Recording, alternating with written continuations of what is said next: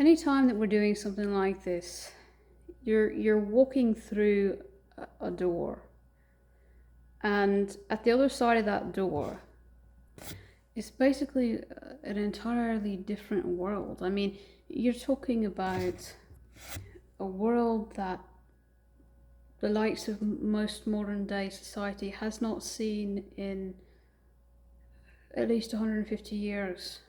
And you have to assume that our ancestors believed in it for tens and thousands of years for a reason, that they weren't just pulling it out of their asses. They weren't just, thinking it and imagining it. And you have to believe that they were actually onto something. And you have to also believe that it was hidden for a reason. And I talk about this in some of the other videos. It's hidden because if it was not hidden, to this day, we would still be literally being burned on crosses. You would think that people have change of heart. No, it's not.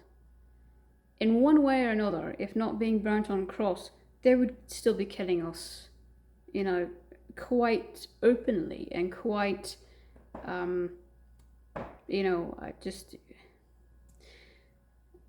I understand there's places in the world where people still do that openly. But in a lot of the places, in a lot of different parts of the world now, it's actually illegal to do stuff like that, to kill people because of their religion or because of who or what they are. Well, if people knew that kind of magic existed, they would start to kill us again. They just would. So you have to assume that all of that is possible before you could even begin to say, okay, shapeshifting is possible now, let me actually pick apart what is myth and what is fact in it. And unfortunately, there are people that believe in actual shapeshifting, physical shapeshifting, who are trying to put logic where magic is. And magic has no room for logic, just like logic has no room for magic. They butt heads, they don't belong together. It has to be a certain mass. No, it doesn't. The same mass that you are. No, it doesn't. It has to be something known. It can't be something, that's extinct or mythical. No. That's logic. That's not magic. That's logic. The kind of laws that magic goes by is that it has to be something of your soul. You can't be something that you are not. And so, whatever your soul is, that limits you to what you can shift into. And for most of us, I would say, like I was saying in some of the other visuals, it's not separated. For most of us, there's different pieces of us, and it reflects in one form. So basically, whatever is the biggest half of you is going to show up the most. And whatever is the smallest half of you is going to show up the least.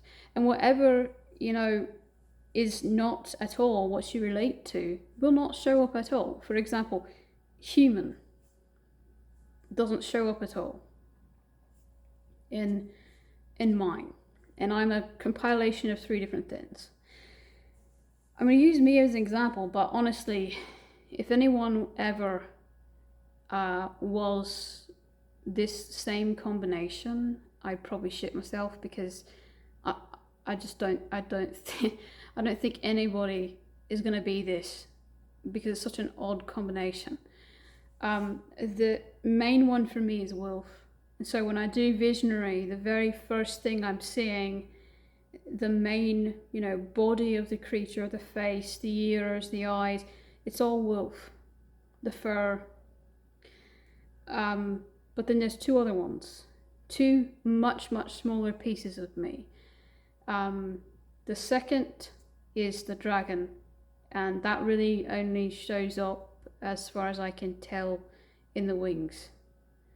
And then there's one that's a really small piece of me, but it's important enough that I still cherish it, and so it still shows up, but it shows up almost,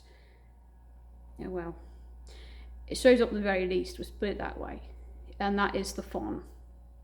It shows up in the horns, and it shows up a little bit in the chin of the wolf, which is kind of odd, but it does.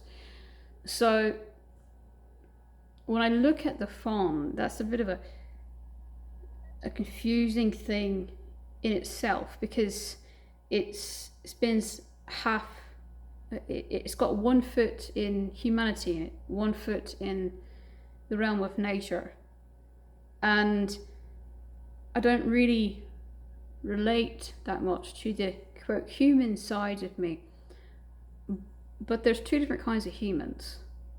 There's just the regular human out there that doesn't have any magic, and then there's pagan people with magic.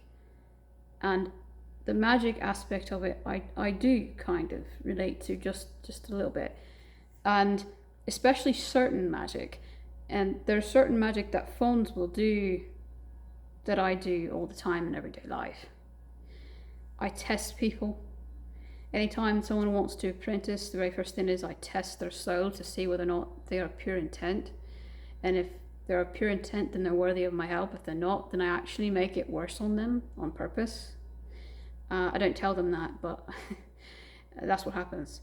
And I will try, the way that I test them, I will try to trick them into somehow showing their flaws, and somehow, you know, almost egging on for them to make a mistake, and they think that what I want them to say is the actual opposite of what I really want them to say.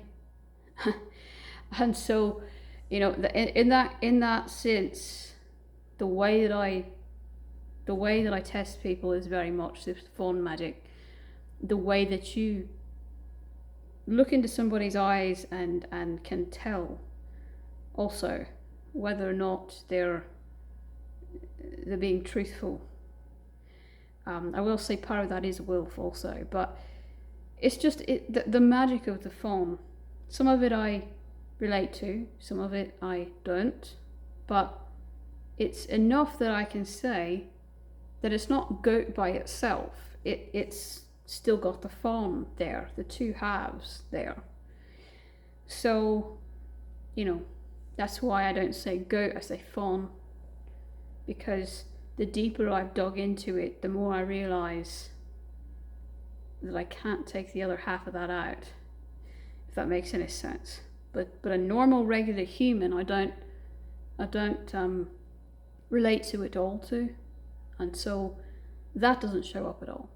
It doesn't show up in my paws. It doesn't show up in my eyes. It doesn't show up anywhere. But the point being, so yeah, you may have been something in many past lives, but if it doesn't resonate with your soul, it won't show up. So is that a quote known creature? No. In fact, that combination, I don't think anybody's ever done any kind of mythical thing on that. There might have been something similar, but not exact. And really, if you want to go into mythical, it's Ridgerson. That is what it is. Yes, I'm made up of those different things, but a Ridgerson is actually typically a mutt-like creature anyway. And it's a certain type of protector, and I have a different video on Ridgersons and what they do. But, you know, otherwise, no, it's not even a known mythical anything. And so you might be sitting there thinking, okay, I'm doing this visionary stuff and I am seeing this strange mutt thing, or I'm seeing 2 or 3 different separate things. The way that people get their visions all differ, but you have to interpret the vision correctly to see, okay, how big of a piece this is. How is this? And some of you might actually choose one or the other.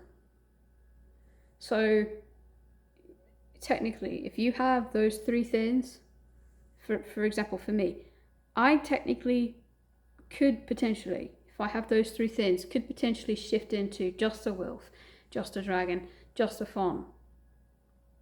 But the way that my soul is built doesn't operate that way.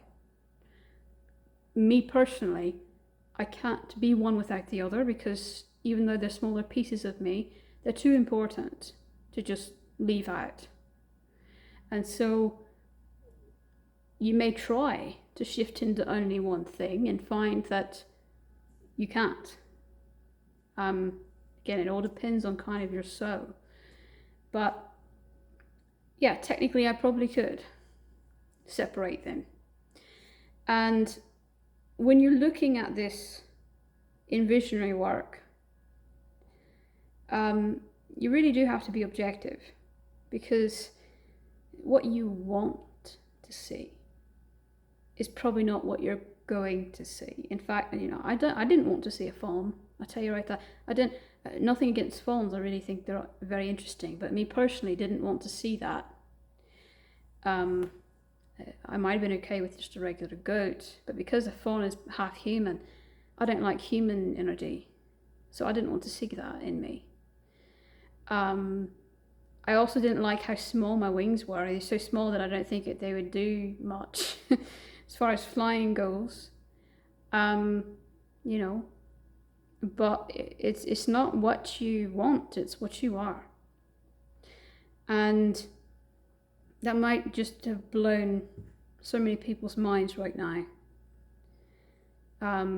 When I was first doing the visions, I didn't know enough. I didn't know enough at all.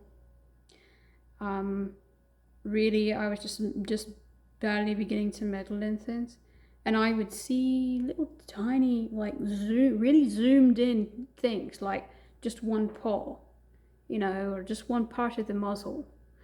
And a lot of times when you're first learning, that is how it's going to start out. You're just going to see little flashes of stuff, and that's all right too. The reason why I say do visionary work to see what that is because knowing what you are helps better prepare you for actually shifting.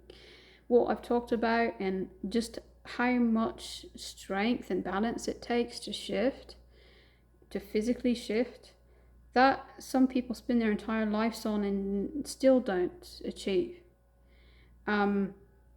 So it's very complex magic, very difficult to achieve. And in the meantime, you do stuff like this to better prepare you. If you don't know what you are, then how are you going to link? It goes by energy. It goes by your soul's energy. If you don't know what you are, then how are you going to tap into that? You see what I'm saying? You have to tap into it mentally and emotionally, not just physically, in order to shift into that. And I don't talk about that side of it much, but that is true. That the mental and the emotional aspect of it, that's why the mental shift is such a good thing, because it also better prepares you for the physical stuff.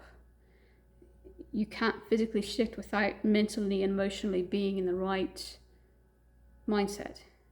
And yeah, it's hard to explain, but basically, yes, in essence, you can be a compilation of different things in one, or you can be several separate things that you could potentially turn into. But never is it that you just, I want to turn into that so I can. That's not how it works.